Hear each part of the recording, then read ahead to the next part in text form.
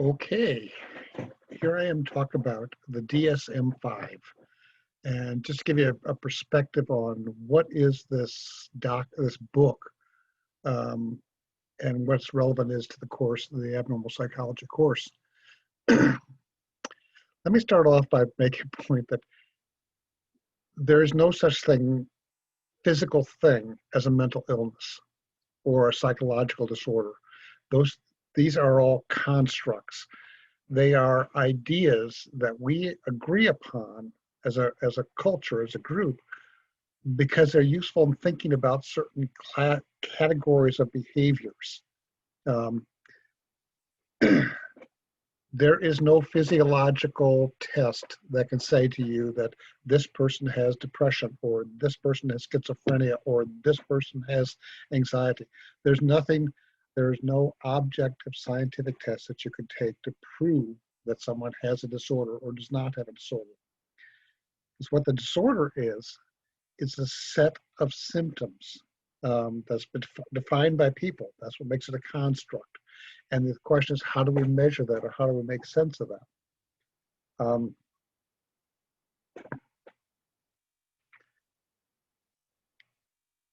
Let me just hit a little bit of history. I think about this just for your information. The DSM-1 was written in 1952, which makes it about 70 years old at this point, a little less than that, but it's a relatively recent document. I took abnormal psychology in 1970, and we never talked about the DSM. I have a textbook around, and the DSM is not mentioned any place in that abnormal psychology textbook. It wasn't real in 1970. It didn't mean much to except a very small, constrained group of people who were primarily psychiatrists. Um, the DSM-1 and the DSM-2 were written in very psychoanalytic language. They talked a lot about unconscious motivations and unconscious desires and those sorts of things. And the only way that you could identify those things was to sit down and have a conversation with a psychiatrist who himself, well, almost certainly himself, but there were a few women, would listen to you, and they would decide that you had some unconscious motivation or drive or something, and that would be the basis of your disorder ultimately. That's how it get diagnosed, is through that conversation. Now they would say that DSM-1 was about failure to manage the external environment. Was a primarily symptom of it. But when you start talking about individual disorders, a lot of it came down to unconscious things.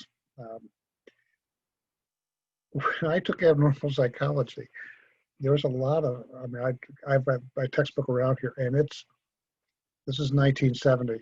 The language of the textbook was sexist, misogynistic, racist. I mean, it was awful. I wasn't the most aware guy in the world, I would tell you. But even I could go, this is screwed up. This doesn't make any sense at all. And I made the mistake of going to my teacher, my professor, and saying, I'm concerned about this. Well, he did, as many good academics would do at that point, he shamed me. That it's like, well, clearly I didn't have the intelligence or the intellectual capacity to handle graduate level work. And I went, ooh, Steve, shut your mouth and get your head down and get out of here while you can. And I did. And abnormal psychology is the only psychology course in undergraduate, graduate, and postgraduate work in which I ever got a C. Because I just thought it was the most screwed up field I've ever heard in my whole life. By the way, given the proof that there's a just God out there, 5 years later, after that conversation with that professor who shamed me, I was working in a crisis intervention center in Buffalo, New York, and we were hiring a clinical director. And I hadn't been paying too much attention because I was pretty busy, a lot of stuff going on. And I looked up because I had my interview and kind of went, oh, I know you. And my old abnormal psychology professor goes, well, I don't remember you. And I went, but I remember you very well. And I thought, there isn't just God in the world. There is. Needless to say, he did not get the job there, though I was not the only reason for that. And I was pretty upfront about the fact that I would have difficulty working for this man. It's a reminder that we live in a small world. Anyway, currently we're working with is a DSM-5. This is it. It's a big, thick book. There's a lot to it. This is the listing of official psychiatric diagnosis. You say, is this a mental disorder or is this not? The question it comes down to is it in here? If it is, it's an official one. If it's not an official one. There's things like you can have depressive disorders, which has a seasonal affective component to it. And it used to be, there was called seasonal affective disorder, which meant that you were negatively impacted by short days and lack of sunlight and those sorts of things. I read that the first time because I went, so I would think you'd have a thing called, I would call seasonal insensitivity disorder. That if you are not impacted by the shortened days and the lack of sunshine and the change in weather, there's something wrong with you. That I claim that that would be a disorder is a nice idea. It's an interesting idea, but it doesn't mean anything. The only thing that makes anything difference is it here? If it's here, it's official. If it's not here, it's somebody's idea. And it could be a lot better idea than my seasonal insensitivity disorder. But the DSM defines what's officially recognized as disorders. Let me tell you a little bit of how it developed. They've gone through, we're in our 5th version right now. There have been some revisions along the way within versions, like there's the DSM and the DSM-4 and the DSM-4R and the DSM-4TR, you know, there are different versions of this thing. It takes 2 to 3 years to do a revision. What happens is they get together a large group of professionals who are clinicians and researchers, predominantly psychiatrists, because this is put out by the American Psychiatric Association, not the American Psychological Association, the American Psychiatric Association, which is primarily psychiatrists. It's medical professionals. But you have psychologists and other folks in it. You have research folks who are primarily research people in it. But the people who are selected for this are typically leading names in the field, as judged by research articles, books, presentations at conferences, things like that. Those become the sort of indicators that this is a leading person in the field. They're put into groups. For instance, you have a group that will do depressive disorders, and a group that will do anxiety disorders, and a group that will do substance abuse disorders, and they work in groups that way. And they work primarily on a consensus model. They sit down, and particularly the DSM-5, the emphasis was, what's the research say? How do we make this as research-based as possible? And so they would scour the research for information about this. And they'd come up with a set of criteria, said this is how we're going to define panic disorder, a specific anxiety disorder. This is how we're going to define it. And they give a set of criteria. Then what they would do is they publicize that and put it out for the public to see. And people would from the communities would go to the large psychiatric and psychological conferences and say, this is what we're thinking. What do you think? And people would give a chance to argue and talk about it and those sorts of things. And they bring the stuff back and they rework the process again, and they put it out a second time, and they do the same thing a second time with it. And then they would, we're not sure quite where this happens, they would sit down and say, well, let's get the folks who are doing anxiety disorders and the folks who are doing depressive disorders and see how those things fit together. And let's take the anxiety disorders with the eating disorders and see how those things fit together. And they try and just fit all this stuff together to try and figure out, are there overlaps, is the language consistent, those sorts of things. So they do that sort of internal work as they went along. They put out a new DSM, well, we have 5 and 70 years. About every 10 to 15 years, basically, you get a new DSM. And you might say that might seem like a long time to you. It's like, whoa, there's a lot of things that change in the field, I would think, in that amount of time. And there is. But the problem is, if you want to make it research-based, if today I have a great idea about a psychiatric study, and I go out and I do the design work and I figure out if somebody's going to sponsor me, so they help me get clients for subjects for this thing. And we select the stuff, folks, and we do the research and we run stuff through, and then we gather all the data and we analyze the data and we write stuff up and we get some revisions of the write-up and we rewrite it again and we submit it to a journal and they say, nah, and they send it out to their reviewers and they send it back. The process is at minimum 3, but probably it's more like 4 to 5 years from the time I sit here and say, I've got an idea, to somebody sits down and reads it in a journal and says, wow, Steve had a great idea here. And then somebody else sits down and says, well, Steve said this, but I think he's wrong on that. I think what you should have done is you should have done da, da, da, da, da. And that person sits down and does their things. Now you're 8 to 10 years out from my original idea. A round of research, a round of response, 10 years minimum amount of time. Consider yourself, if you're a researcher and you've got this great idea and you've gone out and you've got funding for it, you've got sponsors for it, you've designed for it, and you've selected your clients for it, and you started the process, and the DSM changes the criteria of the group that you're working with. So the folks you have selected for your research study no longer meet the criteria for panic disorder. As a researcher, you might find yourself just a little miffed by that possibility. So one of the things that came out of the DSM-4 is some of the reflections of the DSM-4 was they said they changed it too fast. There's too much change in it, and they actually discouraged research to some extent because they changed the criteria so quickly in the process. It's an interesting sort of piece that hadn't occurred to me until I've actually read it and went, oh yeah, I guess it does 5 years for idea to publicate to somebody reading it, maybe 4 years if you're lucky, but some time to think about it between design, 10 years for a round of research and response to it. It can be that amount of time. Not going to happen more quickly than that, but that's not atypical. Let me go back to say a little more. The DSM is ultimately a consensus document. It is what the people in the field say, this is what makes most sense to us to define what a disorder is.